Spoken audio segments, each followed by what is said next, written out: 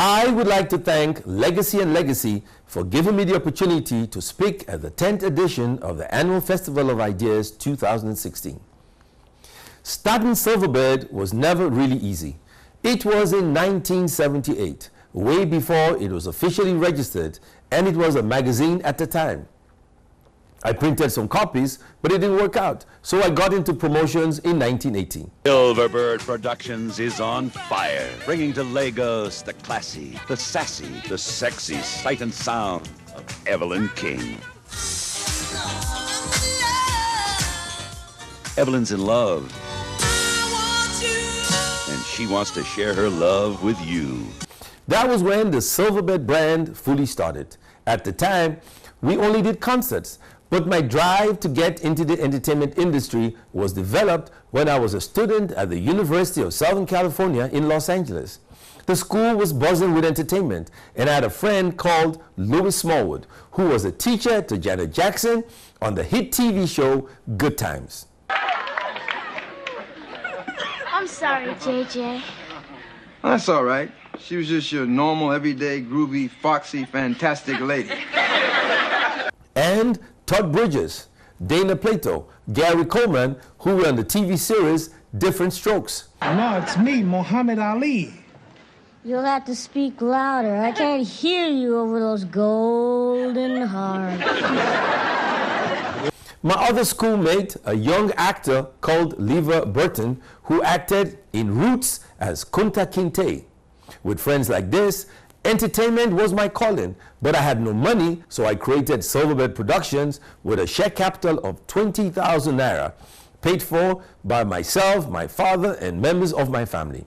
Between 1980 and 1983, I promoted 20 concerts, some of which you might remember.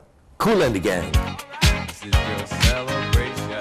Celebrate good times, come on. Dynasty, Do me right, baby. Do me right, baby. Sky, Feels like I'm sitting on top of the world. Brass Construction, I can see the light. Shalimar, Move right now, baby. Evelyn Champagne King, And there ain't no doubt about it. I'm in love. About you.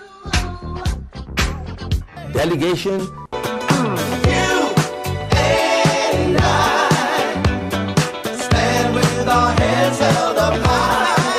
and many others. I was very young when I created Silverbird. When I signed my first contract, the record company asked me where my daddy was because they assumed I was representing my father, considering I was 24 years old.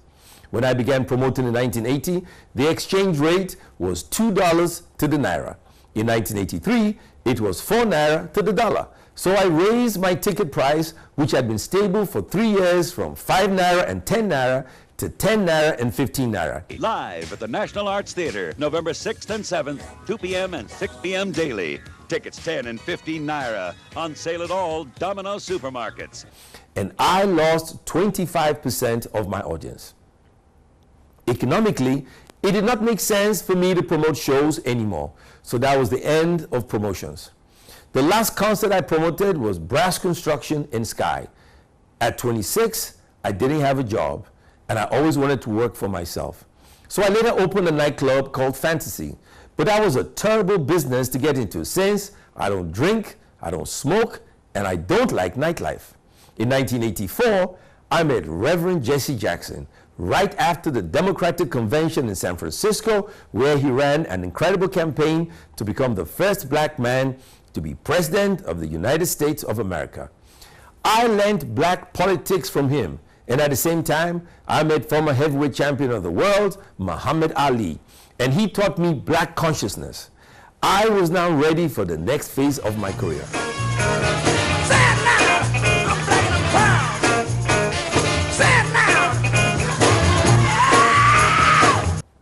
In 1986, I accompanied Jesse Jackson to the frontline states that had just been bombed by white South African forces. There I saw war and the disaster firsthand. It was Angola, Mozambique, Zimbabwe, Botswana, Congo-Brazzaville, and Zambia. In Lusaka, we met with the leadership of the ANC, Oliver Tambo, Thabo Mbeki, and the group that eventually took over leadership of South Africa with Mandela as president in 1991. Of all the presidents I met, 2 of them still rule their countries today. Denis Sassou Nguesso, president of Congo Brazzaville, and Robert Mugabe, president of Zimbabwe. I always wanted to go into politics since I was a child because I was driven by the thoughts of injustice. Why are we so critical about our leaders? One day, growing up, all of a sudden, I see tricycles on the streets. Now, a tricycle is used by a child who cannot ride a bicycle, and they use a tricycle first, then ride a bicycle. But our leaders now provide tricycles as a form of transportation. And I'm saying, if you buy it, you ride it. If you're brave enough to buy a tricycle for the poor, you ride it yourself. Don't drive a car, ride a tricycle. Politics has always been my true love, but out of boredom, I created the most beautiful girl in Nigeria pageant and the Miss Intercontinental pageant. Welcome to the 1990 Miss Intercontinental pageant. A big round of applause from the Aikens Cultural Dance Troupe. Our reigning queen, Miss Brenda Mate from the Dominican Republic. And 19 beautiful contestants from all over the world. But before we crown the new queen, I'd like to stress the importance of the first runner-up. Should anything happen to the winner, the first runner-up automatically takes over and assumes the roles and responsibilities of the queen. I will announce the name of the first runner-up and then the queen. Are you ready for this? Imo, the winner, Miss Niger! To organize the Miss Intercontinental pageant requires you to travel. I remember in 1986, I visited half the countries of Africa. I think we have about 50 countries. I must have gone to 25 recruiting contestants, and then I came back after 6 months and found out only 4 had beauty queens. So I was a fruitless journey all across Africa, through civil war areas of Angola, Mozambique, Zimbabwe, and many, many, many, many countries. Here are the 5 continental queens of beauty. Africa's Queen of Beauty is Miss Nigeria.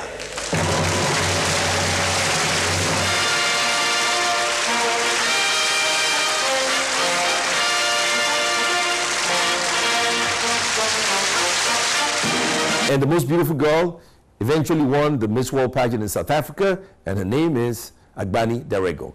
Miss World 2001 is Miss Nigeria.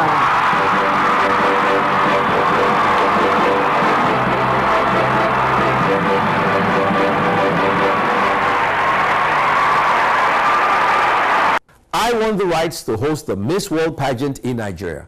Unfortunately, at the same time, a young lady, Amina Lawal, was convicted in a Sharia court for having a child out of wedlock, and the sentence was to have her stoned to death.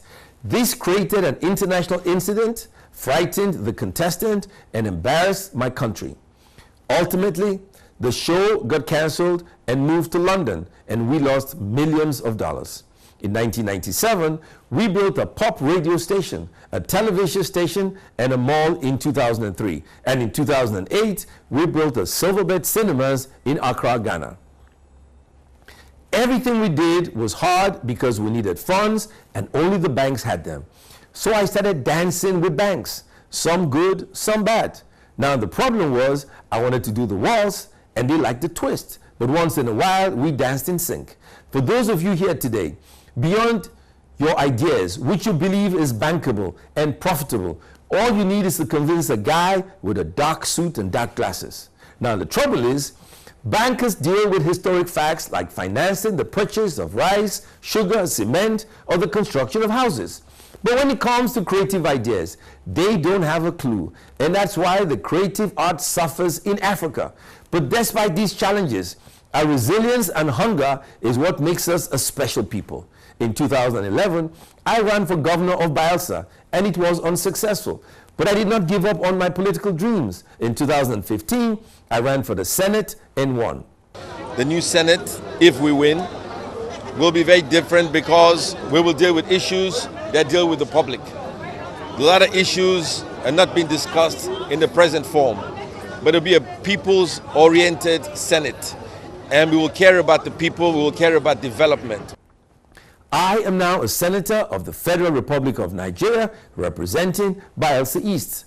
My story is a long one, but the organizers only gave me 10 minutes. My message to you: never give up on your dreams. Never lose hope. Never run away from a great idea, and never look down on anyone, because the person sitting next to you may become the next billionaire in Ghana.